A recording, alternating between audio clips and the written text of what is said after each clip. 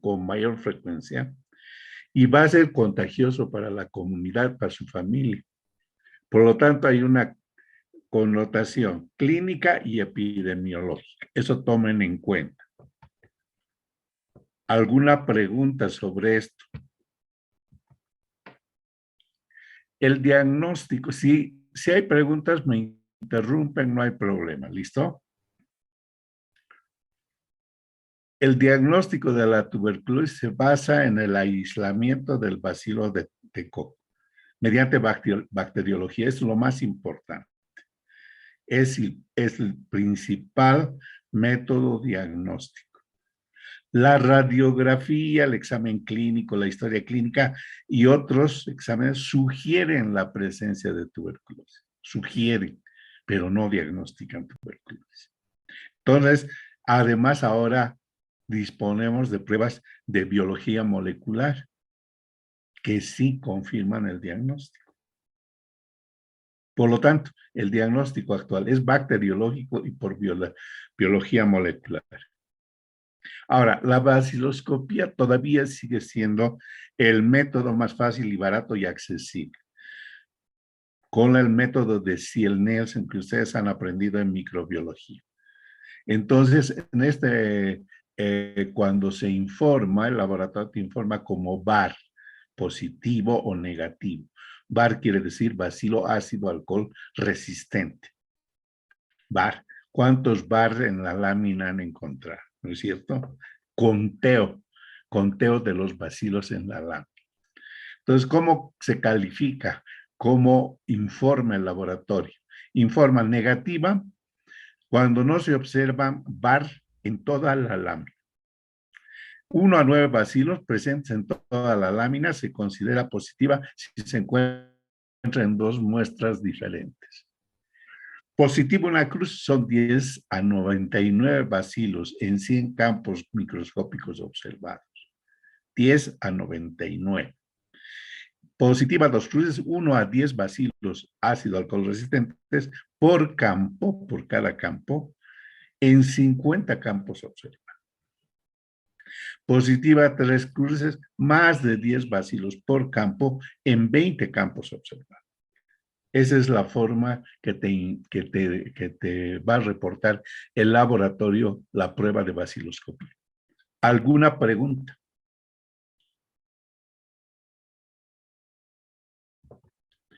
Bueno, vamos a repasar un poquito cómo se hace la baciloscopia. Se toma la muestra, generalmente en unos frascos de esputo que el paciente tiene, este frasco de esputo para baciloscopía. Es de boca ancha, fíjense, de boca ancha, con rosca. Y entonces aquí pone el nombre del paciente, la fecha, etcétera. ¿Y cuántas baciloscopías le vamos a tomar al sintomático respiratorio? Judith Calizay, ¿cuántas muestras vamos a tomar? Judith, pon tu micrófono. Y si puedes, video también. Quiero ver, nos han dicho que cuando demos clases virtuales tienen que poner video. Porque a veces están comiendo, están distrayéndose con sus mascotitas, viendo tele, contestando sus celulares, etcétera. Por lo tanto, tienen que estar con el video. Judith Calizaya. Sí, doctor. Ya, pon tu video, a ver. Está bien. ¿Me dice si me ve, por favor? Sí. ¿Me veo? Sí, claro que sí. Ahora contéstame. ¿Cuántas baciloscopías va a hacer a un sintomático respiratorio? Abre tu micrófono, está cerrado. Abre tu micrófono, tu video. Judith. Ya, perdón, doctor. Bueno, doctor, para lo de las baciloscopías, que serían... ¿Cuántas? ¿Cuántas, verdad, doctor? Al sintomático respiratorio, ¿cuántas baciloscopías le pedimos? Serían 3, doctor. Dos. Ay, perdón. 2 hemos dicho, dos. Una al momento de la consulta y la otra cuando el paciente retorna, al día siguiente. Entonces se hace el frotis en el portaobjetos, se coloca fucsina básica, eso rojo es la fucsina básica, se calienta en el mechero hasta que desprendan vapores, se seca con ácido clorhídrico y después se le pone azul de metileno. Entonces se observa lo que están viendo ustedes. Voy a ampliar un poquito la diapositiva para que se vean los bacilos.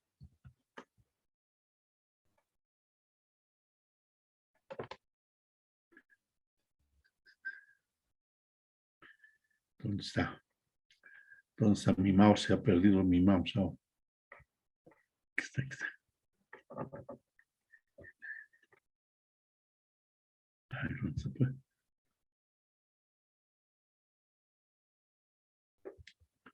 Ya. Entonces vamos a acercar la lámpara. Acercar. Entonces, fíjense, aquí están los bacilos, grupos de bacilos, donde está mi manito, estos son bacilos, que fíjense, aquí se están multiplicando. Hay una pareja de bacilos, son bacilos ácido alcohol resistentes que se tiñen de rojo. Entonces se cuentan estos bacilos y se informa como hemos dicho. ¿Está bien? ¿Alguna pregunta?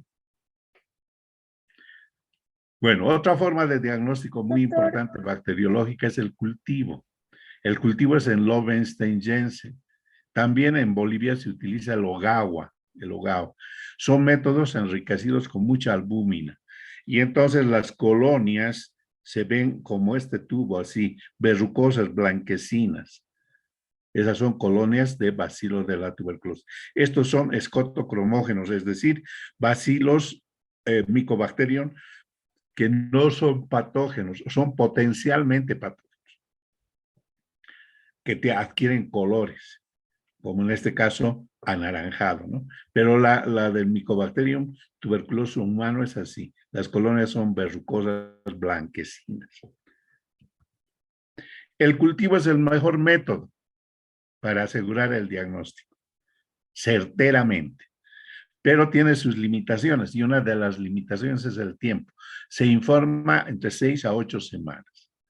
Un promedio de 6 horas. No porque el laboratorio sea lento, sino que el bacilo se multiplica lentamente y desarrolla en el cultivo lentamente. Métodos dos que opcionales en Bolivia son el Kudo y el Ogao. El más utilizado es el Ogao y el Lowenstein-Jensen. Ahora existen, les he dicho, nuevos métodos no convencionales, GeneXpert, Genotype, métodos que son de biología molecular. Cuando en un sintomático respiratorio las baciloscopías salen negativas y sigue sospechando que puede ser tuberculoso, está indicado pedir pruebas moleculares, GeneXpert o Genotype. Hay en todos los departamentos de Bolivia. ¿Cuáles son las indicaciones? ¿Cuándo vas a solicitar cultivo? En los casos de tuberculosis pulmonar, cuando el resultado de la baciloscopía sea 1 a 9 bar en toda la lámina en una sola muestra. Ahí tienes que pedir obligatoriamente cultivo. Un sintomático respiratorio con 2 baciloscopías seriadas negativas, que lo tratas como si fuera una bronquitis, una cosa así, con antibióticos, jarabes, etcétera, y no tienes respuesta clínica. Ese paciente puede ser tuberculoso. Entonces hay que hacer cultivo. Y sintomático respiratorio con 2 baciloscopías seriadas negativas y radiografía sugestiva de tuberculosis también. Se pide cultivo. O Genotype y GeneXpert. El cultivo en nuestro medio aporta 25% total de los casos notificados. 25%. Todo enfermo de tuberculosis pulmonar con baciloscopía negativa y cultivo positivo se reporta como tuberculosis pulmonar VAR negativa, ya que es una forma no contagiosa de la tuberculosis. Hemos visto, les he mostrado los trabajos en Chahuastepan en los esquimales, donde el cultivo prácticamente, los que tienen cultivo positivo, prácticamente no contagian. La radiografía es un método que no diagnostica con certeza la tuberculosis. Tiene alta sensibilidad, pero poca especificidad. Muchas enfermedades pueden tener imágenes parecidas o idénticas a las de la tuberculosis con el mismo patrón radiológico. Por lo tanto, la radiografía no te da certeza de tuberculosis. Muchas enfermedades se parecen radiológicamente a la tuberculosis, no son tuberculosis. Bueno, ahora, lógicamente, si es un paciente que tiene estas lesiones, entonces su radiografía es positiva, pero también la bacteriología es positiva, por supuesto. Porque aquí hay gran multitud en estas cavernas, multitud de bacilos que salen con la necrosis, es decir, por la expectoración, y con la baciloscopía ya te va a salir positivo. La prueba de tuberculina, ¿qué diagnostica? Diagnostica prima infección tuberculosa, o sea, el primer contacto del ser humano con el bacilo. No diagnostica tuberculosis como enfermedad tuberculosa. Y a ese paciente que tiene PPD positivo, no hay que hacerle tratamiento, es un asintomático. Asintomático. Es primo infectado, pero no enfermo. ¿Alguna pregunta hasta aquí? ¿Preguntas? Ya. Los métodos no convencionales y nuevas técnicas de diagnóstico en los últimos 15 años se han disparado. Se han disparado en el mundo. En la práctica, muy pocas son las que están indicadas. En nuestro medio es el GeneXpert, son técnicas moleculares rápidas, el Genotype, que son LPA Hain Test, el Genotype. Y el GeneXpert, que es el más importante, es un PCR, como digamos, como igual que el del COVID, en tiempo real. Es una reacción de cadena de la polimerasa, el GeneXpert. Eso ya se está utilizando en Bolivia. Entonces son métodos de biología molecular que nos permiten un diagnóstico más rápido, pero además nos marcan resistencia a isoniazida, rifampicina en forma rápida, rapidísimo. No tarda más de 2 horas el informe. En 2 o 3 horas ya tienes el informe. Con certeza, con 90% de especificidad. Bien, entonces hemos terminado cómo se diagnostica la tuberculosis. Ahora vamos a ver el tratamiento. ¿Alguna pregunta con el diagnóstico?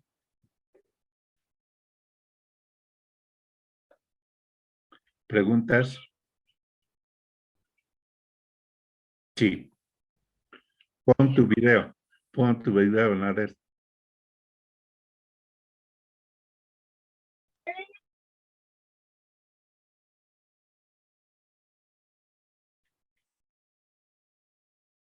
No, ahora sí. Ahora sí, ahora sí te va.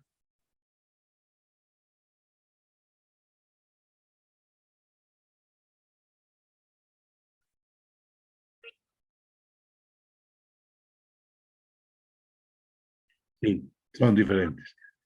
Se utilizan ambos en Bolivia, tanto de hibridación como amplificación. Se utiliza.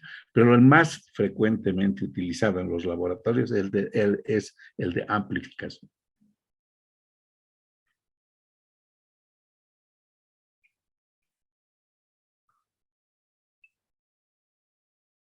Sí, sí, sí, sí, sí. Entre 1 a 7 horas, dependiendo del aparato, dependiendo eh, del,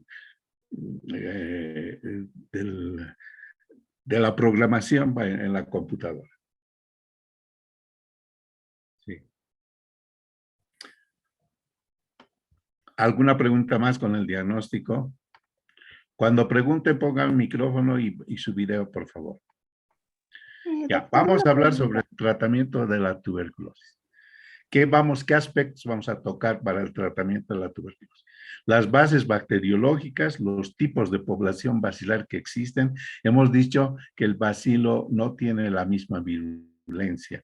Digamos, tiene una virulencia variable de acuerdo a dónde está situado. Si está situado en las cavernas o dentro de las células del parénquima pulmonar, o sea, los macrófagos, dentro del protoplasma de los macrófagos, o también en el cásico, en la necrosis caseosa. Entonces, vamos a hablar de los esquemas a que llamamos 100% efectivos, esquemas 100% efectivos.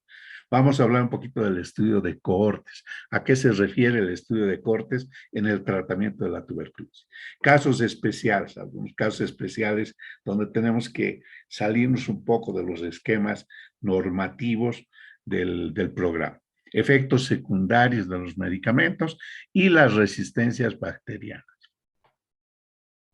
Bien, un poquito de historia. Estos son enfermos de tuberculosis de la columna vertebral antes de la era de la quimioterapia, antes de que se descubran los quimioterápicos. Entonces los tiraban en el jardín al ancho.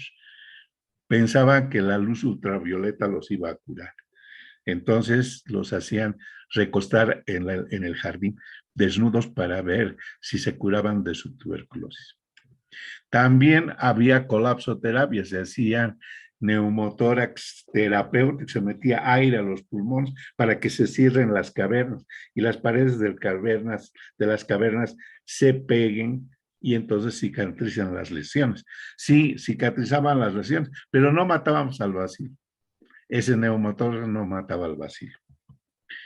Bien, estas son las indicaciones médicas de un paciente en el Hospital de Clínicas en 1924, antes de la era de los quimioterapios, antes de que existieran medicamentos para curar la tuberculosis. Fíjense, medicamentos externos, medicamentos internos, eso no mataba al bacilo, no mataba al bacilo. También operaban y hacían la exéresis y ponían unas bolitas, unas pelotitas como de ping-pong, de silicona en el pulmón, para que colapse las lesiones y cicatriz. Pero eso tampoco mataba al bacilo. El bacilo seguía existiendo en el pulmón de ese enfermo. Ahora tenemos este arsenal terapéutico. Por lo tanto, la tuberculosis es 100% curable con estos medicamentos. 100% curable. Repito, 100% curable. Nadie debería morirse de tuberculosis en el mundo haciendo buenos tratamientos. Tenemos la isoniazida, la rifampicina, tambutol, piracinamida, etc. Bien utilizados, 100% efectivos. ¿Alguna pregunta hasta aquí? Preguntas. Preguntas.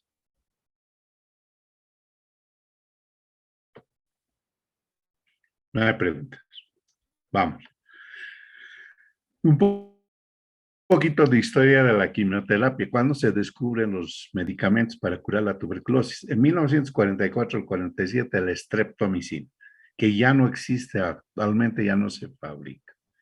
En 1943 al 47 el PAS. En 1944 al 47 la tioacetazona. Este es el mayor descubrimiento. Tienen que anotar esto. En 1951 la isoniazida. En 1952 al 54 la piracinamida. En 1963 la rifampicina, otro gran descubrimiento, la rifampicina. Y en 1967 el etambutol. Las dos mayores drogas para curar la tuberculosis son la isoniazida y la repito, en 1951. Y la rifampicina en 1963. Esos son los dos más importantes medicamentos para curar la tuberculosis. Vamos a hablar ahora de las poblaciones bacilares. En un enfermo con tuberculosis existen diferentes poblaciones bacilares que se forman en distintas situaciones, diferentes situaciones de la lesión tuberculosa en el pulmón. Su localización, el pH, la tasa de replicación o susceptibilidad a fármacos. Entonces son diferentes. Por lo tanto, hay diferentes poblaciones. Tres son las más importantes. Las que se encuentran en las cavernas se llaman población A. Son las más agresivas, las más virulentas, las más numerosas. La población B es del calcio, de la necrosis caseosa. Y en la población C está en el protoplasma de los macrófagos. Y hay unos que se llaman durmientes, que se encuentran en los nódulos de Ashok y de Sim, que producen la reactivación endógena, ¿no es cierto? Hemos hablado ayer de la reactivación endógena. Esos dos nódulos tienen uno o dos bacilitos durmientes, que son de lento metabolismo, de poca agresividad, no son virulentos, pero que cuando baja la inmunidad se multiplican y se convierten en lesión cavitaria y ahí hay gran población, gran población. Entonces, la población más importante es la de multiplicación rápida, la de las cavernas. Es un medio óptimo, extracelular, están en un pH de 6.5 a 7, con máxima oxigenación, mucho aire, por lo tanto están bien alimentados los bacilos, gran cantidad de bacilos, alta probabilidad de mutaciones espontáneas que producen resistencia espontánea en la gran multiplicación, y sobre esa población cavitaria actúa la rifampicina, el INH y el etambutol. Matan a estos bacilos. Son quimioterápicos bacteriolíticos, o sea, los destruyen a los bacilos. Hasta aquí alguna pregunta.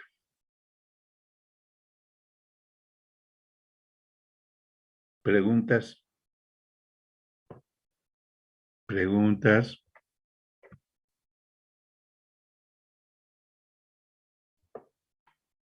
Preguntas.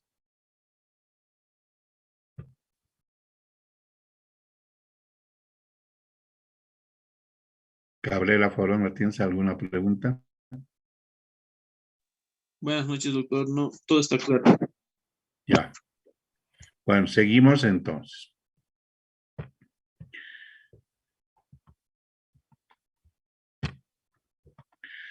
Los bacilos de crecimiento intermitente, o sea, la población B, se encuentran en el calcio, en la necrosis caseosa de las lesiones tuberculosas. Son crecimiento en condiciones desfavorables. ¿Por qué? Porque el calcio es sólido, no hay mucho aire en él. El que es como un queso. Ustedes saben que el queso tiene unos agujeritos pequeños. En esos agujeritos pequeños están unos cuantos bacilos que no tienen virulencia importante y su metabolismo, su multiplicación es lenta. Capacidad de recidivar. Si dejas esos bacilos, puede hacer recidivar las lesiones. Entonces, bacilo de crecimiento intermitente. Actúa el INH, la rifampicina y un poquito el etambutol. Un poquito el etambutol. Pero los medicamentos que actúan sobre esta población son el INH y la rifampicina. Y finalmente la población C son bacilos de multiplicación muy lenta, están localizados intramacrofágicamente en un pH ácido del protoplasma de los macrófagos intraalveolares, y sobre esta población actúa la piracinamida. La piracinamida es la única que actúa sobre la población intracelular. Y la población, sobre la población de durmientes en los nódulos de Ashok y de Simon, que son responsables de la reactivación pulmonar, no actúa ningún medicamento. Solo la inmunidad del individuo. Entonces, esos dos bacilitos que están en esos nódulos no son atacados por ningún medicamento.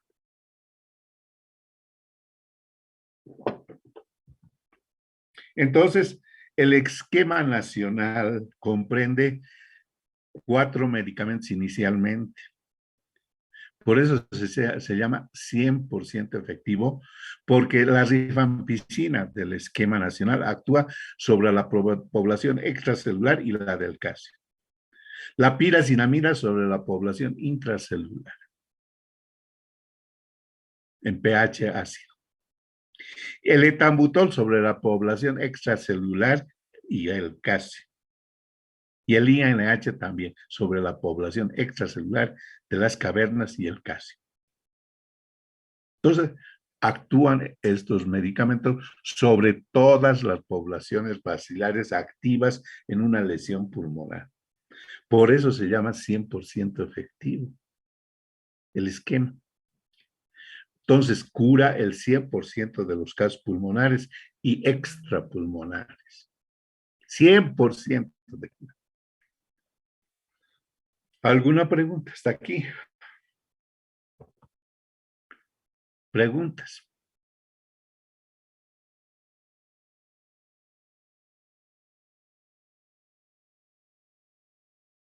¿Preguntas? Si no me pregunta, yo les voy a preguntar.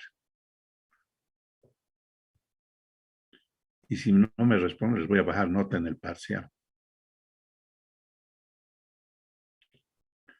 Blanco, no, Fabio, ¿tienes alguna pregunta o no? Buenas noches, doctor. ¿Me puede Buenas escuchar? noches. Una pregunta tal vez. Usted mencionaba Pon que... tu video, pon tu video. Está bien, doctor. ¿Me puede ver, doctor? Sí, Bueno, una pregunta que tal vez tenía. Usted también mencionaba de la isoniazida. ¿En qué casos nos serviría esta? en todos los casos de tuberculosis sensible, en todo. El Tanto al... la isoniazida y la rifampicina no pueden estar ausentes de los esquemas de tratamiento. No pueden estar ausentes. Esos son los dos medicamentos más poderosos que existen en el mundo para curar la tuberculosis. Ah, ya. Está bien, doctor. Gracias. Buena pregunta. Bien. Entonces, para que un esquema sea considerado 100% efectivo, tiene que tener condiciones. Así nomás no es.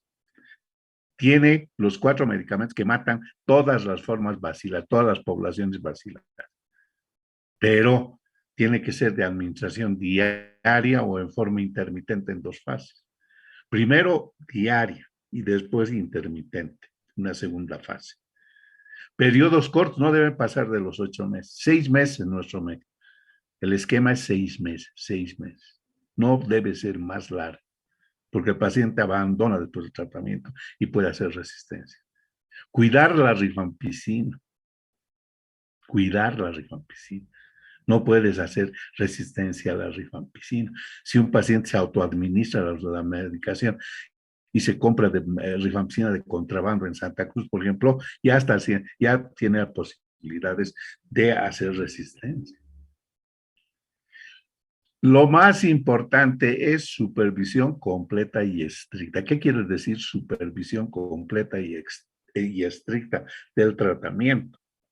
Quiere decir que el paciente va al centro de salud, recibe su medicamento todos los días durante 6 meses.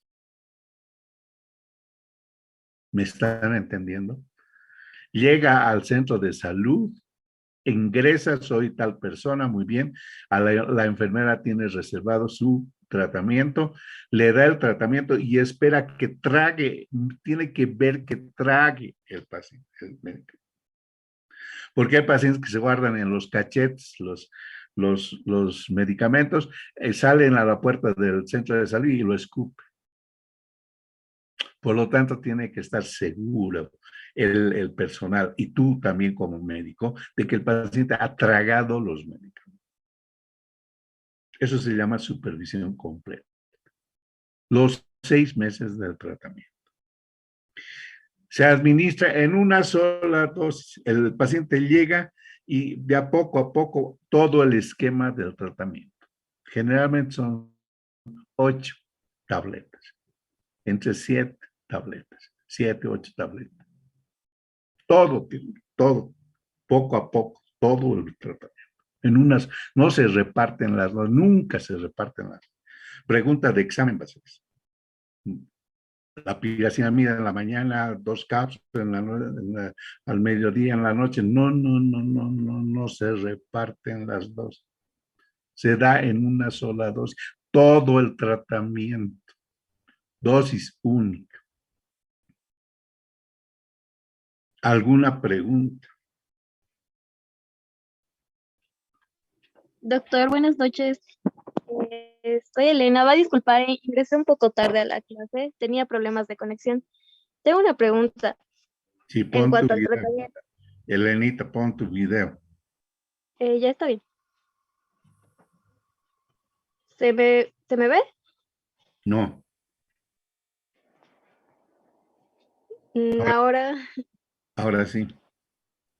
Ya, ya, doctor. pregunta. En cuanto a los tratamientos, como ser la rifampicina, isoniazida, si bien son hepatotóxicos y si se me presenta un paciente con daño hepático, tendría que reemplazar, ¿verdad? ¿Con qué medicamentos tendría que reemplazar Ya, estos eso vamos a hablar medicamentos? cuando hablemos de efectos secundarios.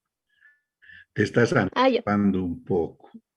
Ya, ya está bien, doctor. ahí vamos a hablar. ¿Alguna Ya. pregunta más? Doctor, yo tenía una pregunta.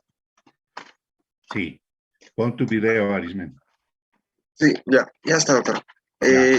Nos dijo que la medicación se hace en una dosis única, ¿no ve? Y también he leído que se tiene que ser alejado de las comidas, doctor. ¿A qué hora es preferible dar esta medicación al paciente en A una la dosis hora única? que pueda ir el paciente al centro de salud. Nada que ver con las comidas. Nada que ver con las comidas. Bien, ¿Estás doctor. entendiendo? Nada que ver con las comidas. Antes de las comidas, después de... No, no, no, no. A la hora que pueda el paciente ir al centro de salud. Si va a las 5 de la mañana, a las 5 de la mañana hay que darle el tratamiento. Por ejemplo, si un paciente es del Alto y trabaja en la zona sur y su centro de salud es, digamos, en el distrito 5 del Alto y tiene que ir ahí al centro de salud y él sale a las 5 de la mañana, va al centro de salud, toca y entonces ahí le está esperando la enfermera, el enfermero, no sé quién, al que le recomiendan hacer, al que coordine el tratamiento, le da su tratamiento con un vaso de agua o a veces los pacientes se llevan algo, se llevan plátano, se llevan manzana para aliviar un poquito el estómago, pero no hay relación con la alimentación. ¿Me están entendiendo? ¿Sí? Sí, doctor. Miguel. Do you understand? Eso es en inglés. En francés, kompanwa. En japonés, wakarimashita. Intindinkichu manacho. No tiene nada que ver con la alimentación. A la hora que pueda ir el paciente a hacer su tratamiento.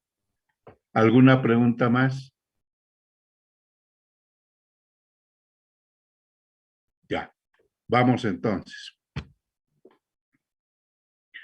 Bueno, ahí está más o menos el esquema de los pasos que sigue el GeneXpert, que es el que nos informa la resistencia a la rifampicina y a la isoniazida. Ahora tenemos GeneXpert incluso para piracinamida, tambutolide, para todos los medicamentos. Resistencia, porque puede haber resistencia primaria, es decir, que el paciente se haya contagiado con bacilos resistentes de otra persona. Puede haber. Entonces, esto te informa el GeneXpert. Ahí están los pasos.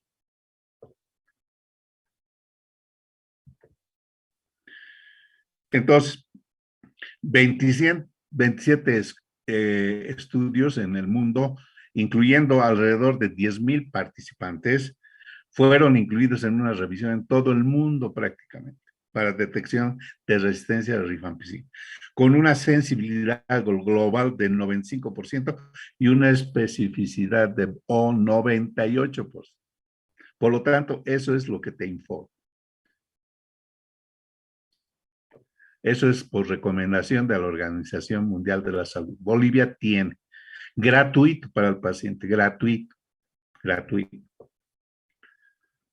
Entonces, se está esperando que si se abaratan los costos de estas pruebas, reemplacen a la baciloscopía para el diagnóstico. Ya no asintomático, 2 baciloscopías, porque puede la baciloscopía tener falsos negativos o falsos positivos. Por lo tanto, su especificidad no es tan alta como estas pruebas. Por lo tanto, se está pensando reemplazar la baciloscopía como método para al sintomático y detectar muy fácilmente la tuberculosis, o sea, los bacilíferos, los que inician el círculo de la transmisión de la tuberculosis con estas pruebas moleculares. Entonces, el tratamiento ideal de la tuberculosis es 2 meses de rifampicina, isoniazida, piracinamida y etambutol. Ahí están las iniciales de los medicamentos. H quiere decir isoniazida, o sea, INH, ¿no? Es isoniazida, el mejor medicamento para curar la tuberculosis. La rifampicina, el segundo medicamento más importante para curar la tuberculosis. La piracinamida y el etambutol, 2 meses diario. Y la segunda fase son 4 meses, isoniazida, rifampicina, durante 4 meses diarios. Todo supervisado, todo completamente supervisado. Ahora están los efectos secundarios. La rifampicina, ¿qué produce? Produce hipersensibilidad y hepatotoxicidad. ¿En qué porcentaje? De 100 pacientes que reciben tratamiento, 1% puede tener hipersensibilidad a la rifampicina y 0.5 hepatotoxicidad. La isoniazida produce neuritis periférica, 0.5%. 0.5%. Piracinamida, pseudogota, y esta sí es la más hepatotóxica. Pregunta de examen: ¿cuál de los medicamentos del esquema nacional es el más hepatotóxico? Entonces la respuesta es piracinamida. Piracinamida produce hepatotóxico, puede producir en un 3% inclusive. Y el etambutol es neuritis retrovulvar, menos del 0.1%. Menos del 0.1%. Estos son los efectos secundarios más importantes de los medicamentos. Ahora, ¿qué pasa cuando un paciente tiene estos efectos secundarios? Tiene que cambiarse todo el esquema, no solamente lo que es la rifampicina o la... Si reiteradamente ha hecho, primero se suspende el medicamento, se suspende todo el esquema de tratamiento. Se controla la hepatotoxicidad con tratamiento para el hígado. Se hace reposar ese hígado, se hace pruebas y después que las pruebas salen normales se reinicia el tratamiento. ¿A quién ha preguntado? ¿Quién preguntó eso? Yo, doctora Elena Calle. Elena, te estoy respondiendo. Se suspende todo no un medicamento ni dos, todo el esquema. Y después se reinicia. Cuando un paciente tiene ese efecto secundario se llama RAFA, reacción adversa a fármacos antituberculosos, RAFA, R-A-F-A, RAFA.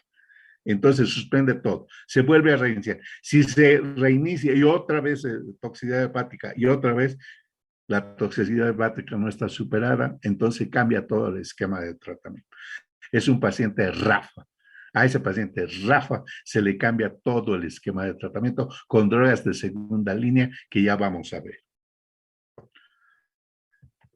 ¿Está respondida a tu pregunta, Elena? Sí, doctor, muchas gracias. Ok.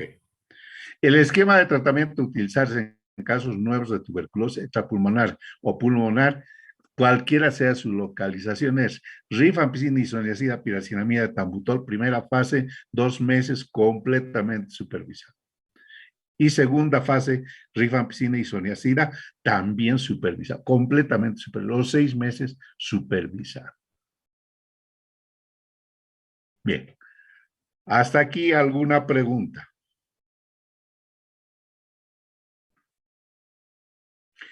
¿Cuáles son las características deseables de los fármacos antituberculosos? Tienen que ser bactericidas, tienen que ser esterilizantes, tienen que prevenir las resistencias en combinación. No puedes dar un solo medicamento para curar la tuberculosis. Tienes que dar por lo menos 4 medicamentos para curar la tuberculosis. Y mínima toxicidad. ¿Qué quiere decir bactericida? Quiere decir capacidad de eliminar rápidamente el volumen de bacilos en la fase de multiplicación rápida. Esos son bactericidas. La isoniazida, la rifampicina son bactericidas. Esterilizantes, la piracinamida, porque tiene capacidad de matar los bacilos durmientes o de multiplicación lenta, que están en el parénquima pulmonar, en la lesión de tuberculosis. Los que están en los nódulos de ácido vidriosimo no actúan ningún, son durmientes también, pero no actúa ningún medicamento. Y tener mínima toxicidad. Esas son las características del esquema de tratamiento del programa nacional en Bolivia. Tuberculostáticos de primera línea entonces son rifampicina 10 miligramos kilogramo peso día, máximo 600 miligramos. Isoniazida 5 miligramos kilogramo peso día, máximo 300. Piracinamida 15 a 30 miligramos kilogramo peso día, máximo 2 gramos. Y etambutol 15 a 25 miligramos kilogramo peso día. Esas son las dosis de los medicamentos para el esquema nacional de la tuberculosis sensible, de la tuberculosis inicial, de la tuberculosis virgen de tratamiento anterior. ¿Alguna pregunta?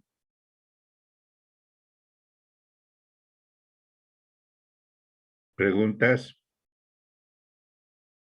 Ya.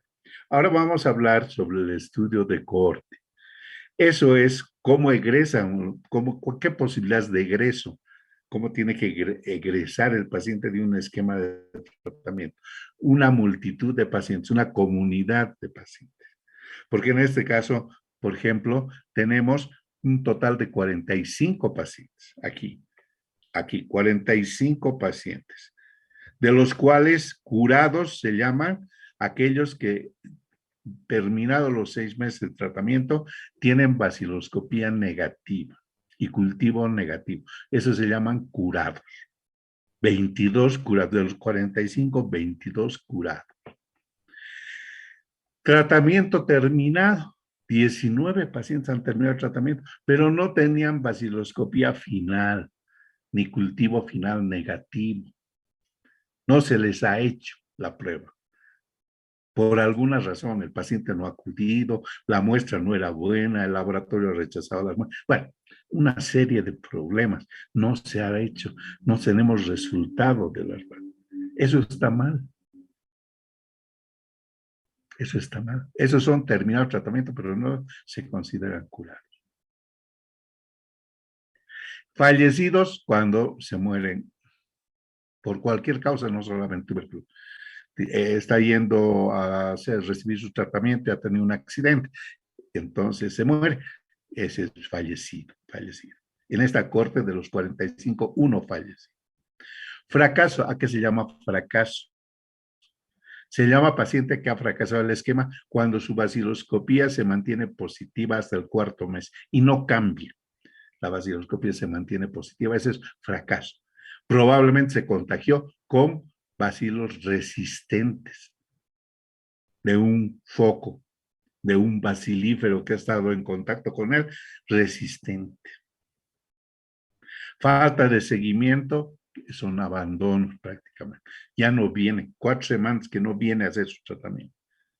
No viene a hacer su tratamiento. Entonces, pero las 4 semanas no hay que quedarse cruzado de brazos. Hay que hacer todo lo posible por encontrar a ese paciente.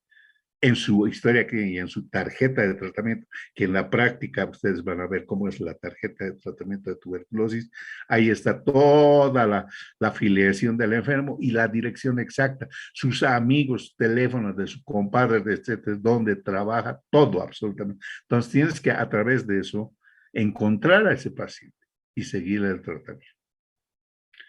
Y transferidos, 2. Transferidos quiere decir que se los he enviado a otro centro de salud de aquí, de La Paz mismo, o también de otro departamento, o inclusive al exterior. Y no has tenido respuesta. No te ha respondido ese centro de salud que has recibido al paciente. No sabes qué ha pasado. 2 pacientes han sido transferidos en esta corte que no se sabe qué ha pasado. Se han muerto, han fracasado, han abandonado, se han curado, terminó el tratamiento. Y otro factor es la recaída. Se llama recaída cuando el paciente tiene baciloscopía positiva después de haber terminado los 6 meses de tratamiento. Vuelve a tener baciloscopía positiva. Al mes, a los 2 meses, al año, a los 3 años, hasta los 3 años se considera recaída tardía. Hay recaída precoz y recaída tardía. Entonces, ¿para qué sirve este estudio? Este estudio te lo van a pedir en donde vayas a trabajar. En el centro de salud donde vayas a trabajar, te van a pedir estudio de cohortes anual. ¿Cuántos pacientes has atendido? ¿A cuántos les has dado tratamiento? ¿Cuántos se han curado? ¿Cuántos terminaron tratamiento? ¿Cuántos fracasaron? ¿Cuántos han abandonado? ¿Cuántos se han muerto? Etcétera. Te van a pedir para ver cómo está nuestro estudio de cohortes a nivel nacional. Se reúnen todos los datos y se tiene una idea de cómo están andando nuestro esquema de tratamiento en todo Bolivia, para ver si estamos controlando o no la tuberculosis. Bien, ¿alguna pregunta hasta aquí? Doctor, yo tengo una pregunta. Pon tu video, Sarena. No sé si me puede ver. ¿No puedes? Doctor, me dice que no se puede iniciar video. Ya, entonces habla nomás. Está bien, doctor. Mi pregunta era, ¿cada cuánto se tiene que hacer una baciloscopía durante el tratamiento a un paciente? Bien, buena pregunta. ¿Mes, cada 6 meses? Cada mes. ¿Durante cuánto tiempo? Usted Los decía que 6 también meses puede de haber tratamiento. una recaída tardía de hasta 3 años. Sí. Claro, pero el paciente va a venir a control durante 5 años. Anualmente a su control va a venir donde ti. Entonces tienes que hacer baciloscopia cada vez que vengas a su control. Entonces, doctor, durante el tratamiento es cada mes y anualmente es una vez cada control, bueno, en cada control, ¿verdad? Cada que venga el paciente. Está bien. Hay pacientes que vienen porque tienen una bronquitis, están tosiendo otra vez, piensan que les ha vuelto la tuberculosis, van a venir a su control al consultorio. Entonces tienes que hacerle vacíos. Lo primero, para saber si ha recaído o no ha recaído. Está bien, doctor. Muchas gracias. Ya. ¿Alguna pregunta más? Doctor, yo tenía otra pregunta. Sí. Doctor, cuando terminamos la fase intensiva, ¿no?, del tratamiento, doctor, se nos dice que después de los 2 meses se tiene que hacer una baciloscopía, un Claro. cultivo. Bueno, si sale positivo, ¿no? Cultivo. También Si sale positiva en el segundo mes, entonces tienes que prolongar 1 mes más la primera fase. Sí, pero doctor, una pregunta. Si el GeneXpert sale también resistente a la rifampicina, ¿podemos cortar el tratamiento ya en el segundo mes? ¿O qué hace? Claro. Si al segundo mes te ha salido un GeneXpert ya resistente a la rifampicina, ya hay que cortar todo el esquema de tratamiento. Y hay que decidir, ese es un RR, resistencia a la rifampicina. Paciente RR. Sí. Ya, Ahora doctor. vamos a hablar de eso. Ya. Gracias, doctor. Ya. Vamos a hablar entonces sobre las resistencias en tuberculosis. Por estas resistencias de la tuberculosis, nos estamos haciendo una pregunta. ¿Se nos está haciendo incurable la tuberculosis? ¿Está aumentando la resistencia en el mundo? Pero la respuesta es no, porque con un adecuado manejo de los fármacos, con recursos disponibles, siempre hay posibilidad importante de curar a los pacientes.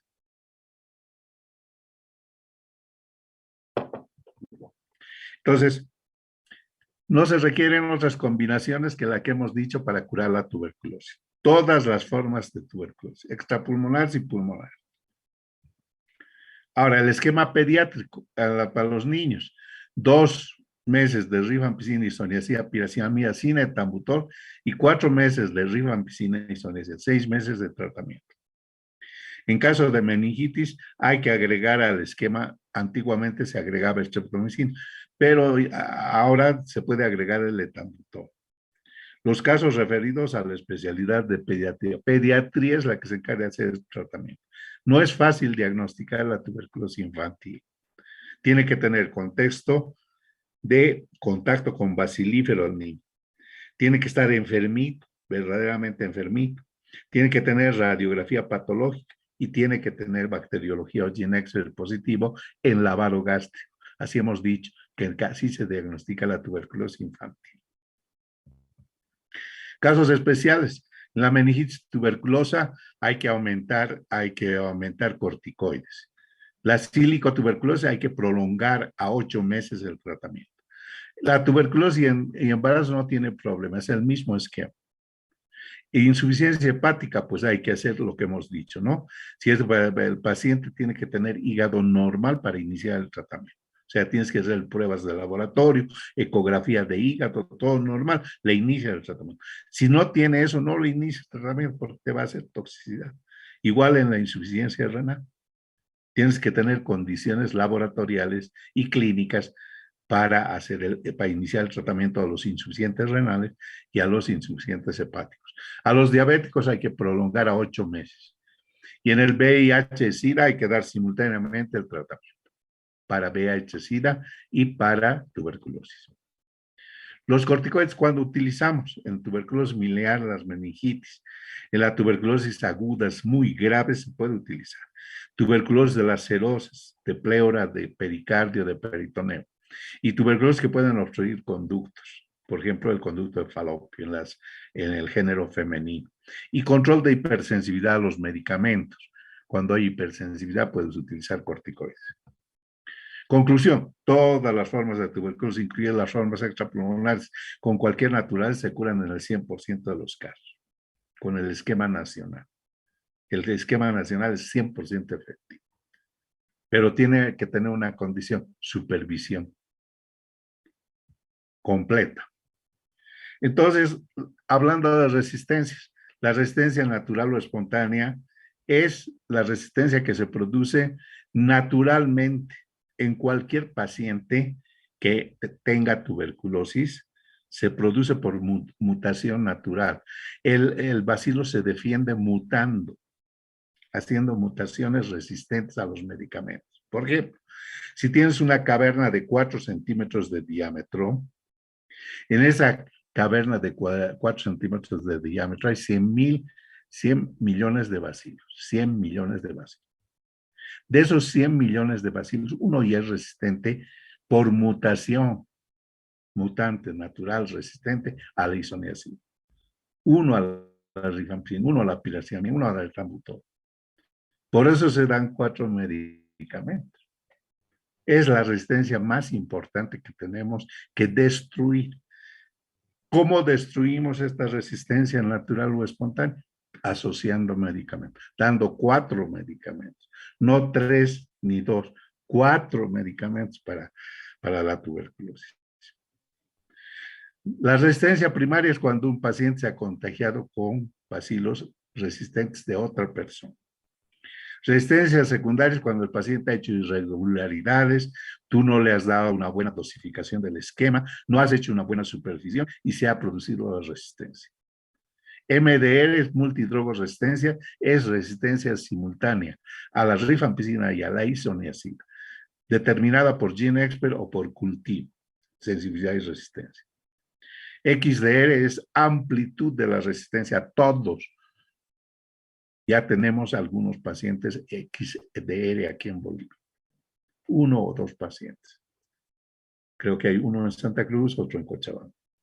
Que es resistente a todo, a todo, a todo. Monoresistentes a un solo medicamento, resistencia a un solo medicamento, y poliresistentes a más de 2 medicamentos. Selección de mutantes naturales resistentes. Los fármacos antituberculosos seleccionan los mutantes resistentes. No causan mutación, los medicamentos no causan la mutación. El bacilo muta para defenderse del ataque del ser humano. Es un organismo inteligente. Por eso que no lo mata al huésped, lo va exterminando, lo va derrotando poco a poco, lo va explotando poco a poco, pero no lo mata, porque si lo mata, se muere también él. Y no causa, es decir, el medicamento no causa la mutación, el bacilo es el que causa la mutación. Entonces, si damos un solo esquema, un solo medicamento y no damos todo el esquema de tratamiento, esto les digo porque hay lugares donde, no, hay que darle, ya anda a comprarte rifampicina de la farmacia, te vas a curar. No, das un solo medicamento y vas a matar a los sensibles, vas a ir matando primero. Pero los resistentes, mutantes naturales van a ir aumentándose. Y al final, al principio vas a tener baciloscopía positiva a 3 cruces, después va bajando a 2 cruces, inclusive puede resultar negativa en algún momento, pero como van aumentando los mutantes resistentes, vuelves a tener a las 6 semanas, puedes volver a tener baciloscopía positiva a 3 cruces. Por eso no se puede dar no se puede dar monoterapia. Monoterapia no se da en tuberculosis. 4 medicamentos. Y tiene que haber aquiescencia del enfermo para que recibir sus medicinas. Si el paciente rechaza su medicación, entonces no se va a curar y va a contagiar a los demás. Tienes que convencer a su familia y al paciente de que tiene que tomar su medicación, ir al centro de salud a recibir sus medicamentos, no rechazar el esquema de tratamiento. Entonces, el manejo clínico y operativo de la tuberculosis resistente es necesario. ¿Por qué es necesario? Porque hay ya una amenaza de epidemia de la resistencia, de los MDRs y los XDR en el mundo y también en Bolivia. Esas resistencias se describen desde 1945-55. Eran ocasionales, individuales. 1 o 2 pacientitos resistentes. Ahora no. Ahora empiezan a aparecer casos de XDR en el Perú y tuberculosis multidrogos resistente, o sea, resistencia simultánea a la isoniazida de la rifampicina. En las décadas del 70 al 90 se generaliza el uso y no se supervisan los tratamientos y entonces se producen estas resistencias. Entonces, ¿cómo prevenimos la multidrogoresistencia? O sea, resistencia simultánea a la isoniazida de la rifampicina, administrando esquemas normatizados, realizando seguimiento bacteriológico, DOTS, bacteriológico mensual, hemos dicho, baciloscopía mensual. DOTS, ¿qué quiere decir? Observación directa del tratamiento, estrictamente supervisado. Utilizar asociaciones en una misma tableta, garantizar la calidad de los medicamentos, por supuesto, cumplir los esquemas y las dosis, manejar cuidadosamente los efectos secundarios. Y antes de iniciar un tratamiento es importante interrogar cuidadosamente al enfermo si ha recibido antes o no ha recibido antes tratamiento. Interrogar. Detrás de un enfermo con tuberculosis multidrogoresistencia siempre encontramos una larga, desafortunada cadena de errores en el tratamiento, a veces difíciles de evaluar. Entonces, nunca utilizar monoterapia, nunca iniciar esquemas de tratamiento de segunda línea sin asegurar 4 medicamentos sensibles. Y ahora los medicamentos de segunda línea se clasifican en grupo A, grupo B, grupo C. Grupo A están levofloxacin, moxifloxacin, betaquilina, linezolid, en verde. En amarillo está el grupo B, la clofazimina, la cicloserina, la tericidona. Y en el grupo C se rescata el etambutol del primer esquema, el de la manil, la piracinamida se rescata del primer esquema, imipenem, el meropenem, la micacina, que actualmente ya no se producen, amicacina ni streptomicina, difícil de conseguir, prácticamente no se consigue, pero está incluida por la OMS en los esquemas en el grupo C. Etionamida, protonamida y ácido paraminosalicílico, o sea, PAS, el PAS. Entonces, ahí están sus abreviaturas, fíjense ustedes. ¿Y qué pasa cuando tú tienes un MDR? Cuando tú tienes un MDR, o sea, multidrogorresistente, resistente simultáneo a la rifampicina y isoniazida, tienes que hacer un informe al CEDES La Paz. Y el comité que rodea al jefe, al responsable, ese decide qué esquema de tratamiento va a seguir tu paciente y te devuelven con el informe. Por ejemplo, se utiliza 9 meses, de moxifloxacina y levofloxacina más linezolid con betaquilina. Cuando hay resistencia a las fluorquinolonas, que son la moxifloxacina o levo, se utiliza la clofazimina. Entonces, ese esquema generalmente se decide, pero hay varios esquemas. Entonces, el comité discute qué esquema de tratamiento se le va a hacer a ese paciente. No tienes que hacer tú el esquema de segunda línea, no.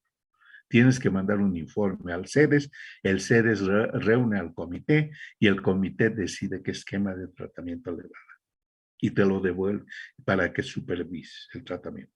Generalmente son, fíjense, son esquemas de 6 meses, algunos largos, incluso de 12 meses, algunos de 18 meses. El comité dice, no, este paciente tiene lesiones muy importantes, 18 meses de tratamiento. La transmisión de la tuberculosis se realiza por aerosoles igualito que la sensible. No es diferente el contagio. Tiene la misma capacidad del MDN de producir aerosoles resistentes. Por eso es que contagian con bacilos resistentes. Entonces, ¿cuáles son los mayores transmisores de la tuberculosis? Las personas que tosen más. O sea, sintomático respiratorio, con baciloscopía positiva. Pacientes que no han iniciado tratamiento. Enfermos que acaban de iniciar tratamiento. O casos con pobre respuesta al tratamiento. Esos son los que contagian. Esos son los que inician el círculo de la transmisión de la tuberculosis.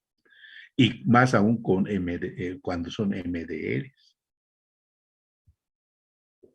Bueno, la cadena epidemiológica de la tuberculosis, pues, comienza con los bacilíferos. Y lógicamente, el huésped es susceptible de enfermar cuando hay miseria, como la que estamos viendo en la diapositiva.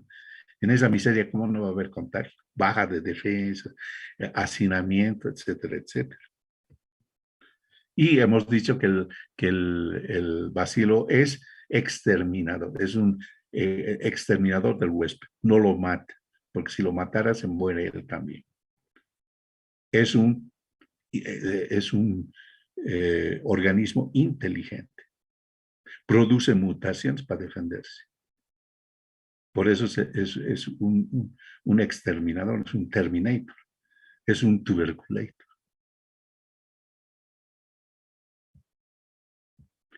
Bueno, hemos terminado la clase. ¿Alguna pregunta?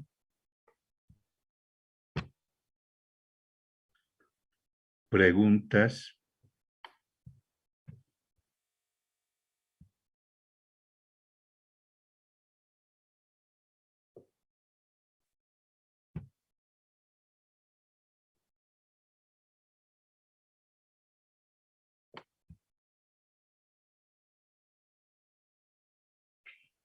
¿Preguntas?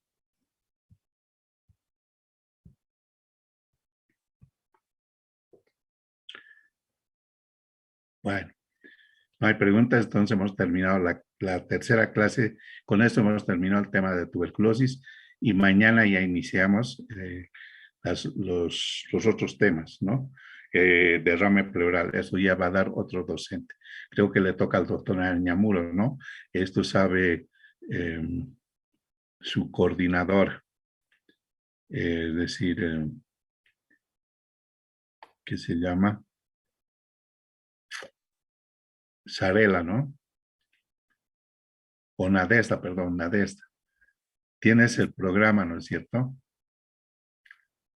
¿A quién le toca la clase?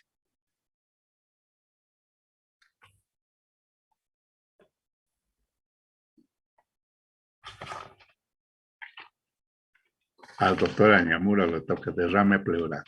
Entonces tienes que coordinar con él y generalmente la hora tiene que ser la misma. Sí.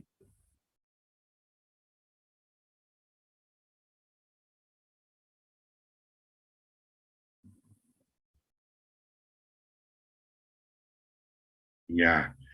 Eso es para los centros de salud alejados del área urbana, en área rural alejada, donde prácticamente el domingo los pacientitos de las comunidades se dedican a otras cosas. Se dedican a su casa, al cultivo, al mercado, a hacer su negocio, etcétera, etcétera. Por eso se ha suspendido el domingo. Pero eso tiene también una base bacteriológica. Cuando tú das de golpe un esquema de tratamiento de 4 drogas, estás matando una gran cantidad de bacilos y estás produciendo lo que se llama el periodo lag de los medicamentos. Es decir, la disminución de la multiplicación por largo tiempo. Por 72 horas ya no se multiplican los bacilos. Por eso es que se puede suspender el domingo y reiniciar el lunes el tratamiento.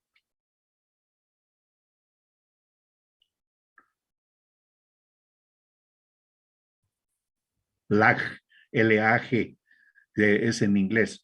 Low Agent Growth, ese es crecimiento del agente bacteriano lento, ¿no? Lento crecimiento, de lentitud de crecimiento. Periodo lag.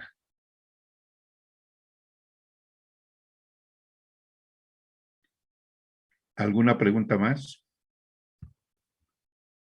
Bueno, finalizamos entonces acá la clase. Espero que hayan aprendido tuberculosis porque es el tema más importante de la rotación, la tuberculosis.